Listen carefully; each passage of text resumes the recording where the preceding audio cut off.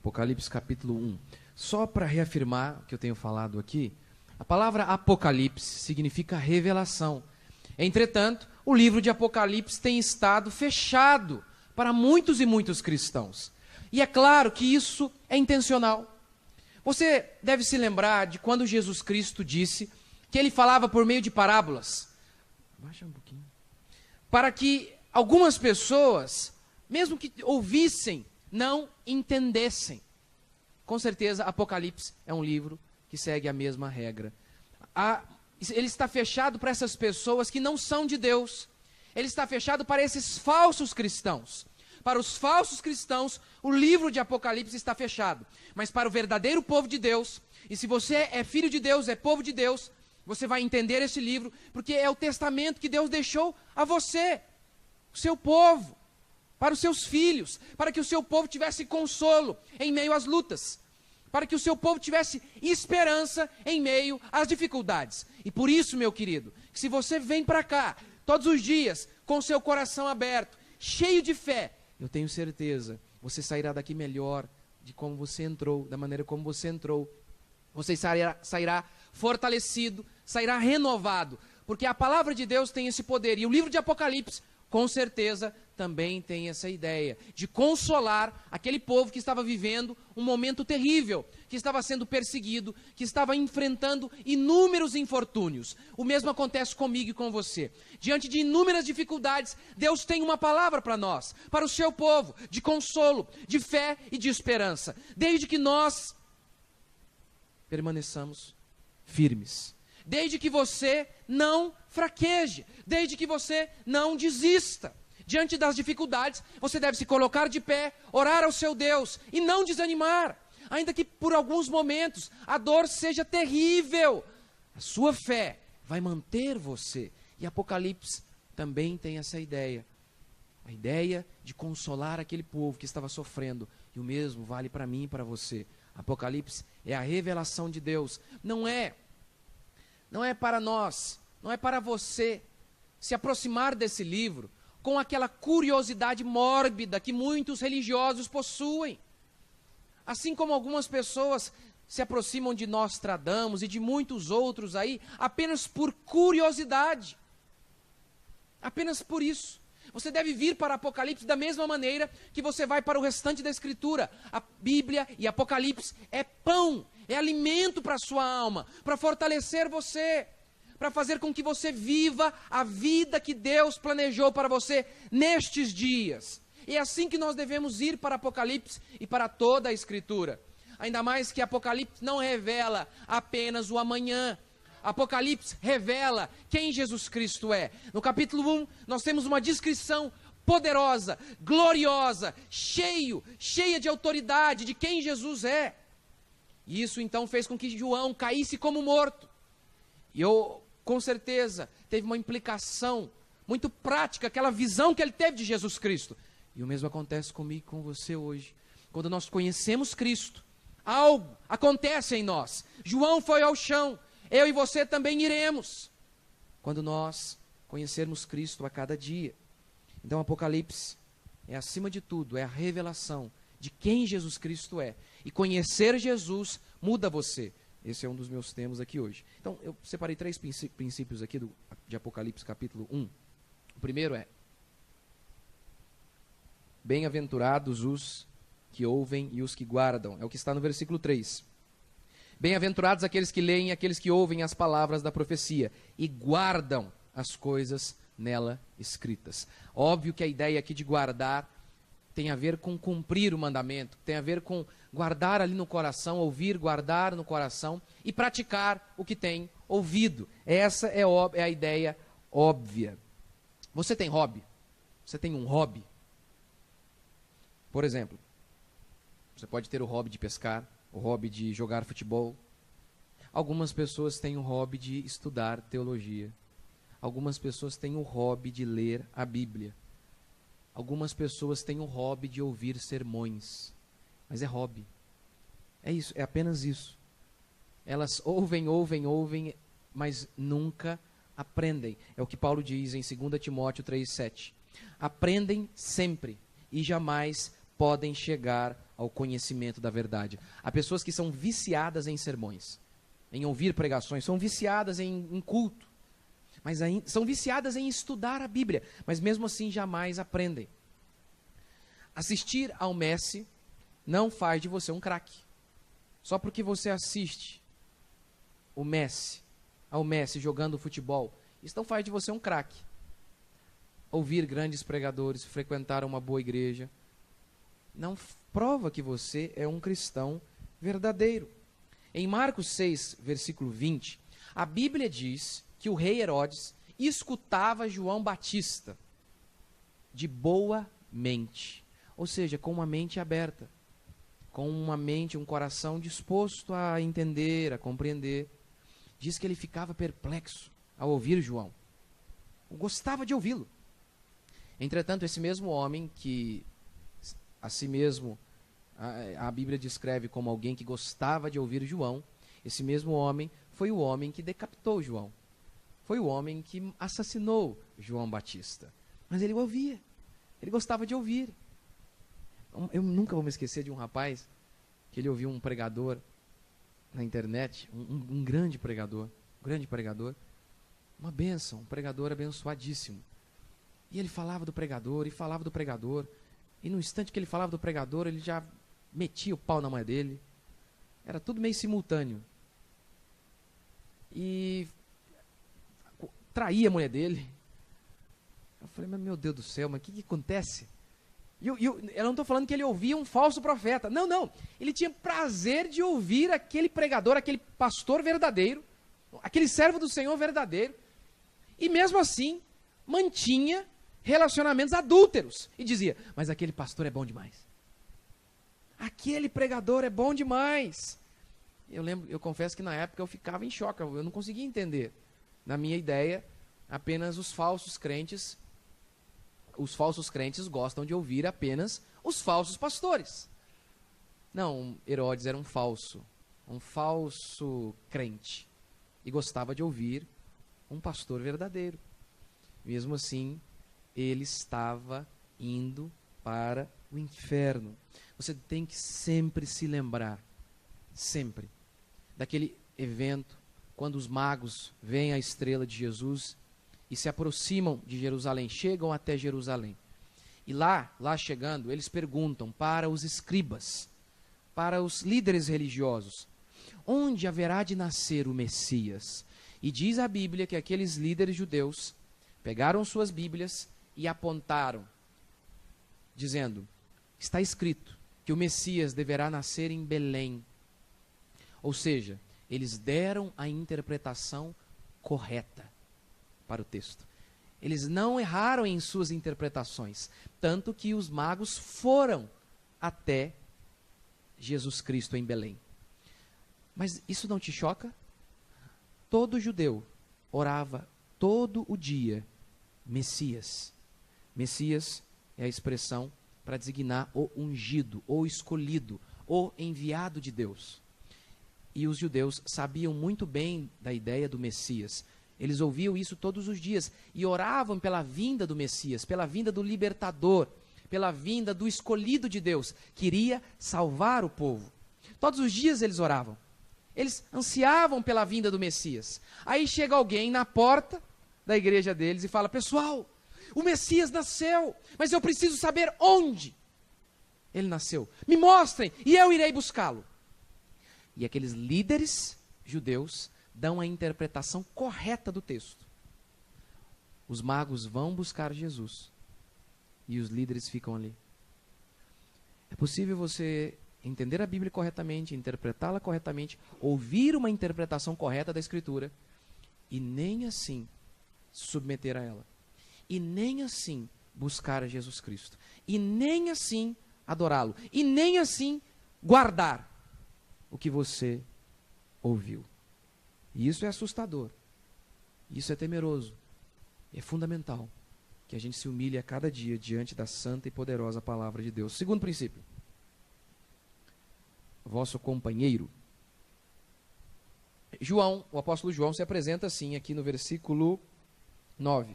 Eu, João, irmão vosso e companheiro na tribulação. Isso aqui é chocante. Irmãos, aqui não está um pastor comum, aqui está João. É simplesmente um dos únicos apóstolos. Não existe apóstolo hoje. Pastor, mas eu conheço lá. Não, não existe, é falso. Não existe. Os apóstolos foram apenas os 12 e mais Paulo.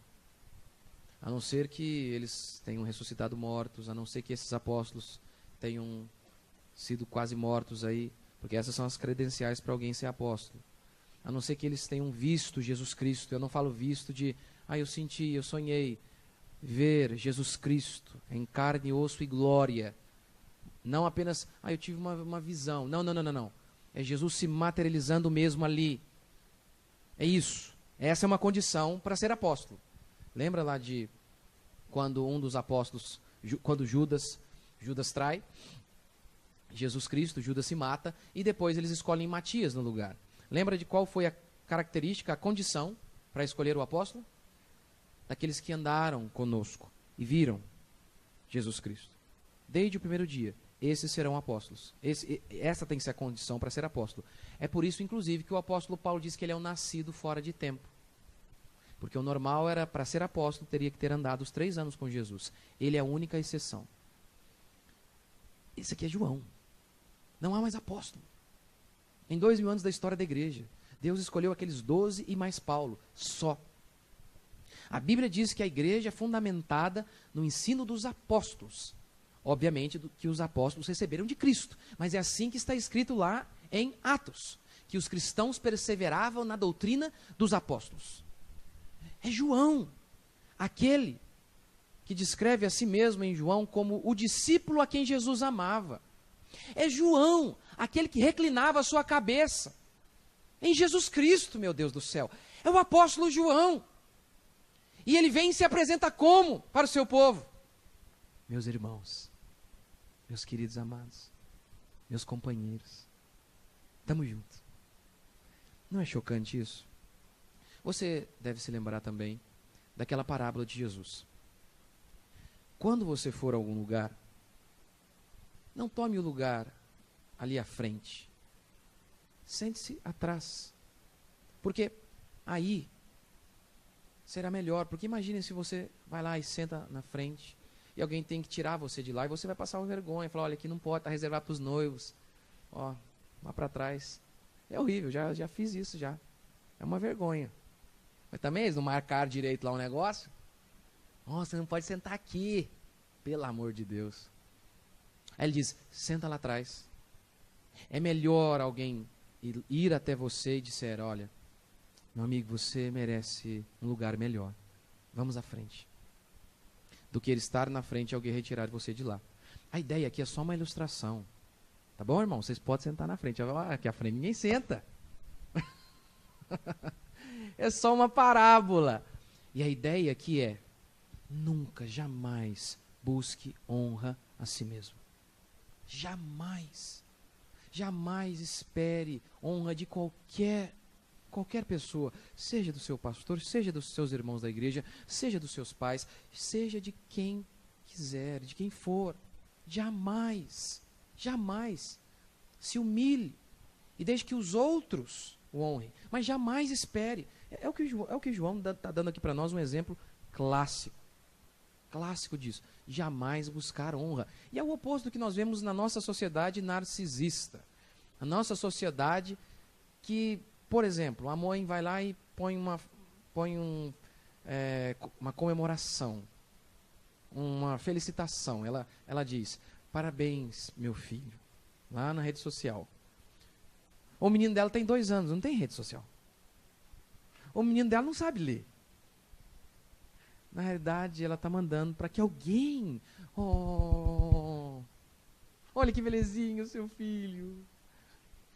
E essas pessoas vivem escravizadas. Escravizadas. Pelo que os outros vão falar dela, se os outros vão honrá-la ou não. É uma escravidão. É uma escravidão. João é o apóstolo João. Mas ele chama a si mesmo de companheiro daqueles irmãos. Agora é claro, os servos do Senhor, eles não devem buscar honra. eles sentam nas últimas fileiras. Entretanto, os servos do Senhor nunca deixam aqueles que merecem sentar nas últimas fileiras. Como diz Romanos 13:7, pagai a todos o que é devido. A quem tributo, tributo. A quem honra, honra. Isso é fundamental também. O servo do Senhor não busca honra, e ele dá honra. É pecado não dar honra. É um dever nosso. Vou te dar um exemplo. Nós vivemos numa sociedade comunista. Nosso país é marcadamente influenciado por Karl Marx. Na ilustração de Jesus, há uma fileira de gente que senta à frente e gente que senta lá atrás. Na ilustração comunista não existe isso, é uma tábua redonda, onde eles prometem igualdade. Onde eles prometem, apenas prometem. Como George Orwell, em seu livro A Revolução dos Bichos, que é uma crítica ao comunismo, os bichos, os porcos, eles tomam a fazenda, tomam conta da fazenda, tomam a fazenda dos humanos, e eles prometem igualdade. Mas aí, no meio do caminho, as galinhas e todos os outros animais notam que os porcos estão comendo o que ninguém come, estão vivendo numa casa diferente de todo mundo.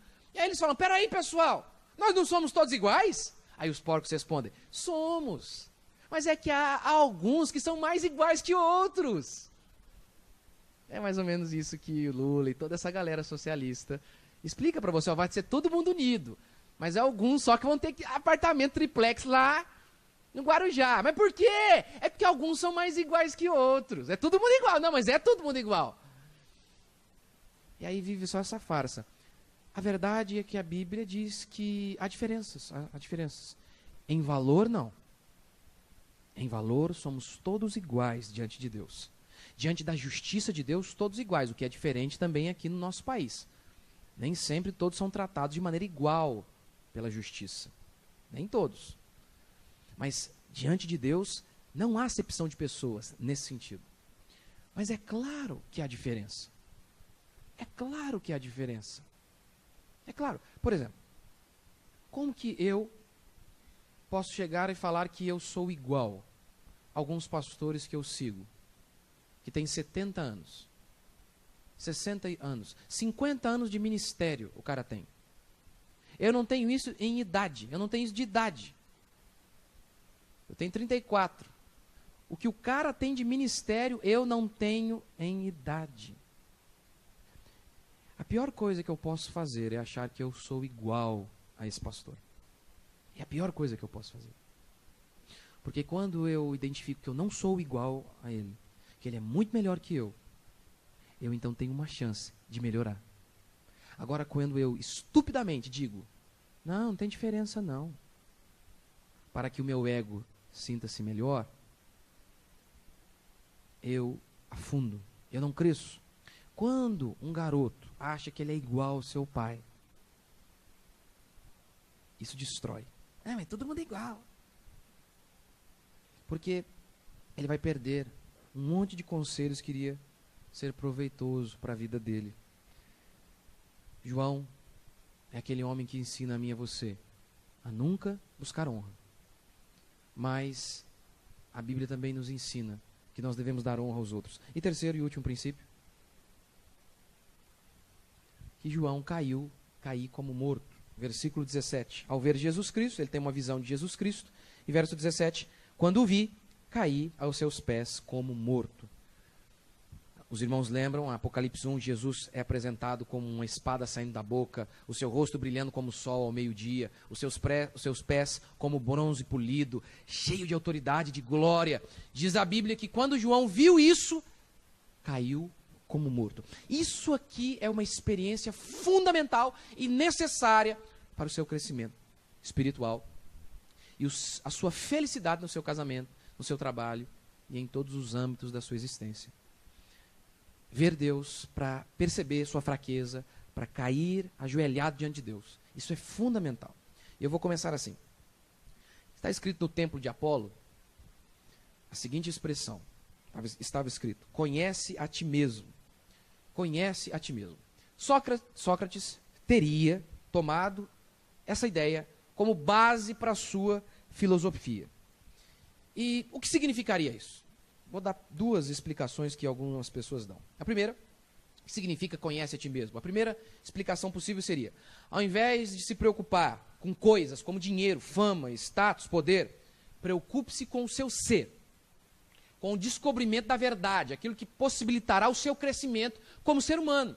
Porque é isso que vai fazer você feliz, completo e realizado.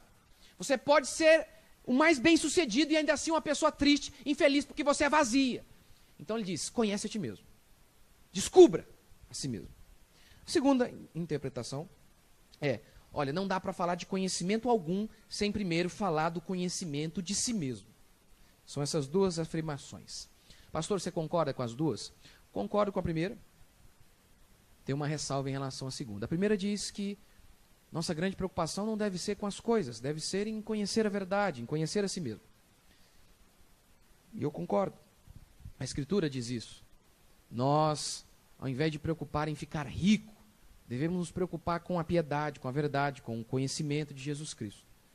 E aí, então, quando essa pessoa que vive assim, ela ganha dinheiro, aí o dinheiro, então, não é um problema para essa pessoa. Assim como foi com Salomão, que quando buscou justiça, o que era reto, Deus então falou, posso dar dinheiro para você.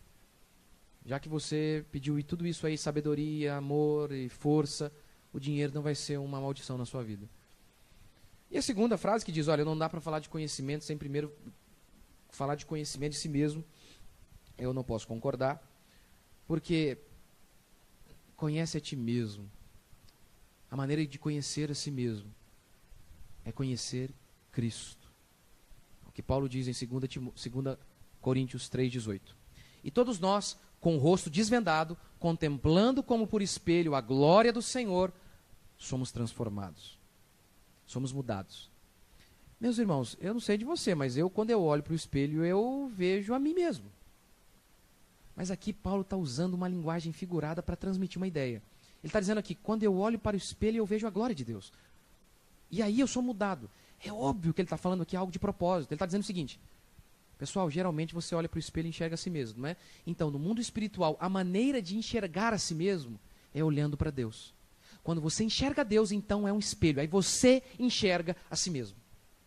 Aí você enxerga a si mesmo. E você percebe que você é fraco. Você cai ao chão como morto. Você percebe que a sua vida sem Jesus Cristo não é nada. Que você é todo pecado. Então isso muda você. E nós vemos isso em toda a Escritura. Por exemplo, a Bíblia diz que Daniel, no capítulo 10, versículo 16, quando viu Deus, caiu ao chão sem força. A Bíblia diz que Isaías, o grande profeta, quando viu Deus, disse, ai de mim, porque sou um homem de lábios impuros, habito no meio de um povo de impuros lábios, e os meus olhos viram o rei. Ele vê Deus e ele enxerga assim. Ele vê Deus, a glória de Deus, a pureza de Deus, e automaticamente ele percebe que ele não é puro. Ele percebe o poder de Deus, automaticamente ele percebe, eu não sou poderoso. É mais ou menos assim, você às vezes conhece a si mesmo olhando para outro. Né? Já viu, tem aquela moça lá, ela está toda achando bonitona, que ela é bonitona, e ela é muito bonita, ela se considera bonita. Quando de repente chega uma moça muito bonita, ela fala, nossa, eu não sou tão bonita assim. Ou então um rapaz, ele acha que ele é bom, que ele é forte. Um dia eu estava lá tocando violão e eu nunca fiz aula, então eu toco pouco. Eu achava que eu tocava muito. E aí chegou um rapaz, pegou e falou, presta seu violão aí. E começou a tocar, eu falei, caramba, toca mais não. Toca mais não. Falei, nossa, eu não sei não, eu preciso aprender. Preciso aprender demais. Quando você vê a pureza de Deus, a glória de Deus, a honestidade de Deus, o amor de Deus, então automaticamente você percebe que você não é nada disso. E é por isso que muitas pessoas são infelizes. É por isso que o Evangelho, ele faz isso comigo e com você. Ele primeiro derruba você, depois ele te ergue. Em Lucas 2:34, Jesus nasceu, alguém pegou Jesus e disse, este menino está destinado tanto para a ruína quanto para levantamento de muitos. Martin Lloyd-Jones, comentando essa passagem, disse, Jesus Cristo derruba e ergue algumas pessoas, mas algumas pessoas ele faz essas duas ações. Na mesma pessoa que ele derruba, Deus ergue. Ele nos derruba primeiro, para depois nos erguer. Ele nos tira de nosso pedestal, para então nos erguer confiantes nele, na glória dele, na bondade dele. A gente está de pé achando que faz o que acontece. Então Deus nos joga ao chão para que sejamos vazios, esvaziados de nós mesmos e possamos nos erguer em Cristo Jesus, confiando nele. Por isso que o falso evangelho é tão destrutivo. É tão destrutivo. O falso evangelho, pregado em inúmeros púlpitos evangélicos em nosso país, esse falso evangelho é uma praga. Por quê? Porque ele quer te erguer primeiro, sem te derrubar. Eu vou te dar um exemplo. A mulher grita com o marido, a mulher não cuida da aparência, à noite ela nunca comparece. O rapaz, ele só traz sofrimento para a família, ele tem um monte de atitudes erradas, complicadíssimo, ele é complicadíssimo. E ele está muito triste, obviamente, porque o pai o xinga. E aquela mulher que também não tem as melhores atitudes, está muito triste, porque o marido também não responde e tal. E essa pessoa ela vem para a igreja, infeliz, porque o casamento dela é ruim. Aquele homem, aquele garoto, vem para o culto e vem para a igreja, porque a mãe o trata mal, ele vive mal. E ele está muito mal. E aí o pastor vem e prega como? Olha, mas Deus ama você. Olha, você aí, que muitas pessoas não têm valorizado você. Olha, como diz aquela musiquinha lá, acho que é do Anderson Freire, se o mundo ainda não te viu, oh, se o mundo ainda não te viu, não viu o seu potencial, né? Oh, mas Deus, ele já viu. Aí você ouve um negócio desse, aí aquela mulher, que é uma jararaca, ela ouve isso, e ela entrou aqui mal, ela está triste, mas sabe por que ela está triste? Ela está triste com o marido dela, não com ela. E aí o pastor prega isso, essa mulher volta para casa pior. Uma vez um rapaz, ele tinha vivido uma vida toda de droga. E aí de repente ele converteu. 3 meses de conversão, ele falou, agora eu vou arrebentar, eu amo Deus. Ele ligou para mim, pastor, eu amo Jesus, eu quero Deus, mas minha mãe não me ajuda. Eu falei, por quê? Porque eu quero abrir um negócio aqui em casa, e ela me ajuda, minha irmã também, está todo mundo contra mim, pastor. Eu estou sofrendo, estão me perseguindo. Aí eu falei, não estão te perseguindo. Você passou toda uma vida usando droga, sendo instável nas coisas. Você entrava no emprego e saía. Aí agora, é óbvio, a sua mãe não sente confiança em você. Faz 3 meses que você converteu. Você ficou anos e anos fazendo coisas erradas. Em 3 meses... você quer que ela esqueça tudo e sinta confiança plena em você, para arriscar até o conforto dela, a casa dela, e entregar na sua mão. Sendo que há 3 anos você estava ali no beck, estava dando uns tapas, estava dando uns tiros. Não é que ela odeia você, ela não confia em você. E eu no lugar dela também não confiaria. Você não está sofrendo perseguição, você está sofrendo as consequências do seu pecado. É diferente. E por que é fundamental isso? Porque se eu estou sendo perseguido e sendo atribulado por conta da minha fidelidade a Deus, como aconteceu com inúmeros cristãos, que eles estavam sofrendo porque eram fiéis, como João, que estava preso aqui por sua fidelidade. Se eu estou sendo perseguido por conta de minha fidelidade, é necessário que eu me coloque de pé e resista. Mas se eu estou sofrendo as consequências de meu pecado, é necessário que eu me jogue ao chão e me arrependa. Mas o falso evangelho, ele nunca toca nos seus pecados. Ele apenas quer erguer você. Ele apenas quer que você se sinta bem. Ele apenas quer fazer com que você saia daqui, leve, se sentindo tão bem, com a autoestima renovada. Isso destrói você. Isso destrói você. Isso destrói. Pessoas são infelizes na vida porque não ouvem o verdadeiro evangelho. O verdadeiro evangelho primeiro derruba você. Você já deve ter dito, tudo posso naquele que me fortalece. Mas isso só é verdade, realidade, na boca daquele que primeiro disse, nada posso em mim. Só tem sentido, tudo posso nele, se primeiro você entender, isso se tornar uma realidade na sua vida. Nada posso em mim. Tudo posso nele, se primeiro afirmo, nada posso em mim. Mas as pessoas são infelizes no casamento, na vida, porque não sabem quem são. Não conhecem a si mesmas. Por exemplo, Por exemplo, o homem normal, ele supõe que ele não tem inveja. O homem normal, porque a inveja é um trem tão feio que até lá em casa, no quarto, sozinho, sem ninguém, dá vergonha de falar, Deus, eu tô com inveja. Eu tô morrendo de inveja. Se a inveja mata, tá me matando. É tão feio, é tão asqueroso, é tão nojento e tão comum na sua natureza. Lembre-se de 1 João, que diz, se dissermos que não temos pecado, no singular, se dissermos que a nossa natureza pecaminosa, se o pecado, dissermos que o pecado ainda não está aqui na nossa carne, nos enganamos. Lembra de Colossenses capítulo 1? Paulo diz assim em Colossenses capítulo 1, nós morremos em Cristo. 2 versículos depois ele diz, fazei morrer a vossa natureza terrena, as paixões, a inveja e por aí vai. Ele diz que morreu, depois ele ordena que a natureza terrena seja morta, que a gente venha matá-la. O que significa isso? Vou explicar, com a ilustração que eu sempre dou. O que a Bíblia diz é que o nosso velho homem morreu.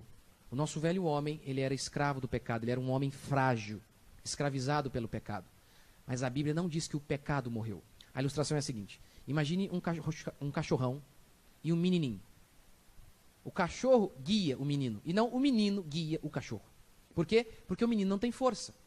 O que a Bíblia diz então é que esse menininho, que é o nosso velho homem, o nosso eu antigo, fraco, morreu. E nasceu um novo homem, forte. Mas o cachorrão morreu? Não, o cachorrão não morreu. O cachorrão é o pecado, ele continua vivo, mais vivo do que nunca. A diferença é que agora a gente tem força para segurá-lo. Foi isso que Paulo disse em Romanos 6,6. Sabendo isso, que foi crucificado com ele o meu velho homem, o meu eu antigo. Sabendo que foi crucificado com ele o meu velho homem, para que não sirvamos mais o pecado como escravo. O pecado está vivo. Quem morreu fui eu. Eu nasci novamente.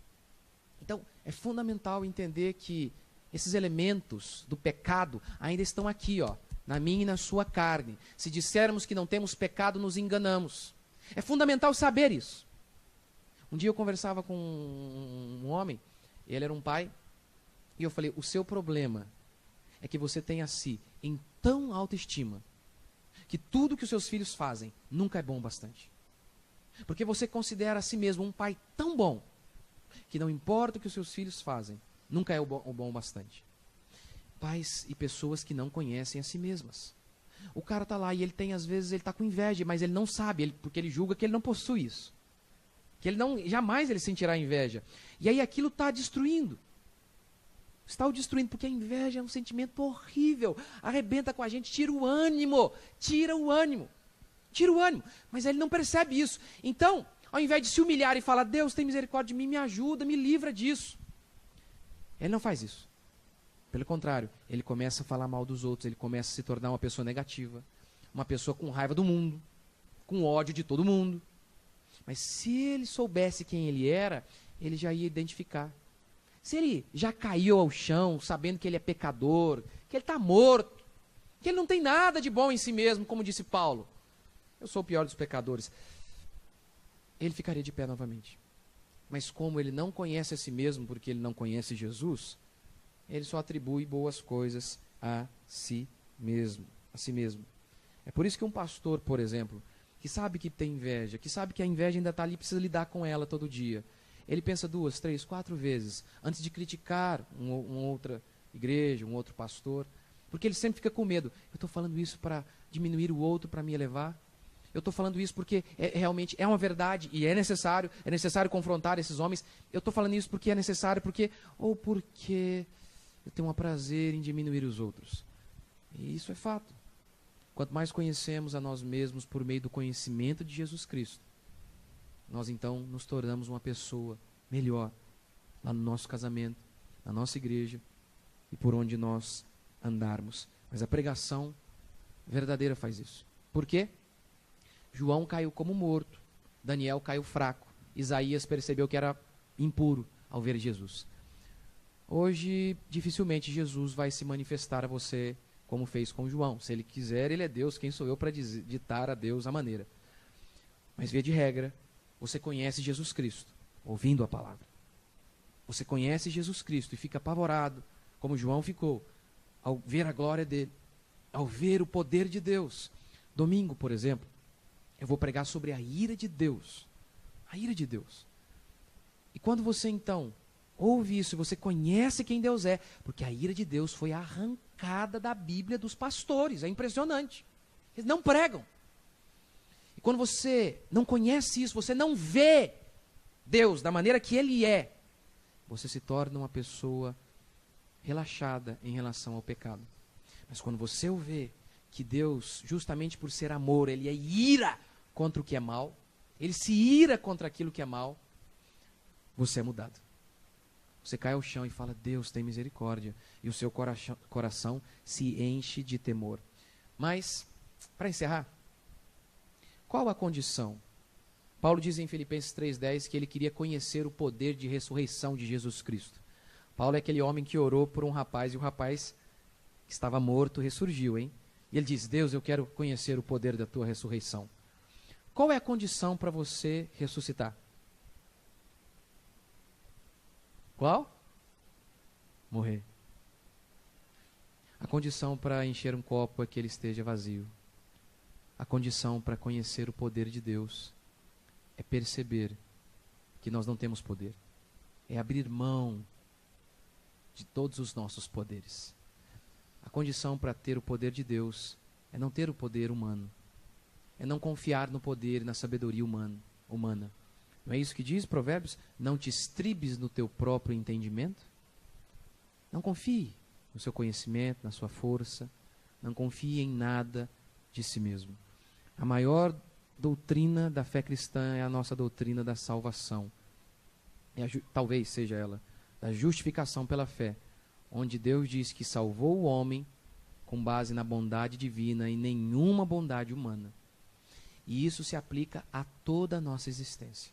Não apenas quando somos salvos. Toda a nossa existência vai ser um crescimento contínuo nesse entendimento. Hoje você ouve isso e diz, Deus é forte e eu não sou. Daqui a alguns anos de caminhada, se você continuar caminhando, o que vai acontecer? É que você vai dizer com mais intensidade ainda, olha, Ele é e eu não. E ao passar mais tempo, você vai ter um entendimento ainda maior de que Ele é e que você não é nada em si mesmo. Isso é crescer no conhecimento de nosso Senhor Jesus Cristo. Vamos ficar de pé? Apocalipse capítulo 1. Só para reafirmar o que eu tenho falado aqui, a palavra Apocalipse significa revelação.